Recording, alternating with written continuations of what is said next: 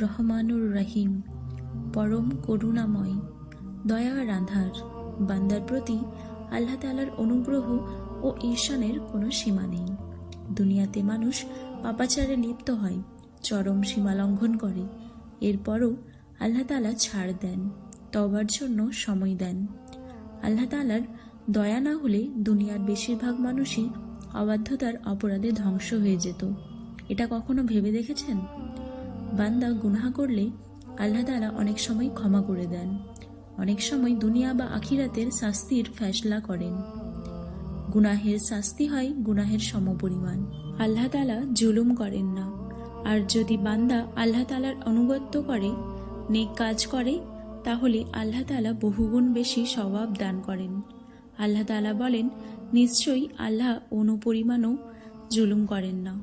আর যদি সেটি ভালো কাজ হয়, তিনি তাকে দ্বিগুণ করে দেন এবং তার পক্ষ থেকে বিপুল প্রতিদান প্রদান করেন। সূরা নিসা আয়াত নম্বর 40। এই আয়াতে বিপুল পরিমাণ সওয়াবের কথা বলা হয়েছে। সওয়াব বৃদ্ধির কোনো পরিমাণ উল্লেখ করা হয়নি। অন্য দুটি আয়াত ও হাদিস থেকে বোঝা যায় যে মুমিনের নেক কাজের সওয়াব কমপক্ষে 10 গুণ বৃদ্ধি হয়, আর আল্লাহ তাআলার ইচ্ছায় তা 700 গুণেরও বেশি বাড়তে পারে। আল্লাহ তাআলা বলেন, যে সৎ কাজ নিয়ে এসেছে তার জন্য হবে তার 10 গুণ, আর যে অসৎ কাজ নিয়ে এসেছে তাকে অনুরূপী প্রতিদান দেওয়া হবে এবং তাদের ওপর জুলুম করা হবে না। সূরা আনাম আয়াত নম্বর 160। আরেক আয়াতে বলা হয়েছে, আল্লাহ তাআলা বলেন, যারা আল্লাহ তাআলার পথে তাদের সম্পদ ব্যয় করে তাদের উপমা একটি বীজের মতো, যা উৎপন্ন করল 7টি শীষ, প্রতিটি শীষে রয়েছে 100 দানা। আর আল্লাহ তাআলা যার জন্য ইচ্ছে করেন তার জন্য সওয়াব 10 গুণ বৃদ্ধি করে দেন। আল্লাহ তাআলা প্রাচুর্যময় এবং সর্বজ্ঞ। সূরা বাকারা আয়াত নম্বর 261। হাদিসে কুদসিতে বর্ণিত হয়েছে, আল্লাহ তাআলা বলেন, আল্লাহ তাআলা ভালো ও মন্দ কাজ লিখে রাখেন। তারপর তিনি ব্যাখ্যা করেন, যে ব্যক্তি ভালো কাজের জন্য দৃঢ় সংকল্প করে কিন্তু তা সম্পন্ন করতে ব্যর্থ হয়, আল্লাহ তাআলা তার আমলনামায় একটি পূর্ণ নেকি লিখে রাখেন। আর যদি তা সে সম্পন্ন করে, তবে আল্লাহ তাআলা তার আমলনামায় 10 নেকি থেকে 700 পর্যন্ত, বরং তার চেয়েও বেশি নেকি লিখে রাখেন। যদি কারো মনে মন্দ কাজের বাসনা জাগে কিন্তু তা সেই কাজে পরিণত না করে, আল্লাহ তাআলা তার জন্য একটি পূর্ণ নেকি লিখেন। যদি সে তার বাসনা কাজে পরিণত করে, তবে তার জন্য একটি মন্দ কাজ লিখেন। অর্থাৎ মুমিনের ভালো বা মন্দ কাজ করা না করা 4 রকমের হতে পারে। নম্বর 1, মুমিন যদি কোনো ভালো কাজ করার নিয়ত করে পরে তা না করতে পারে, তাহলে আল্লাহ তাআলা তার নিয়তের কারণে তার জন্য একটি পূর্ণ নেকি লিখেন।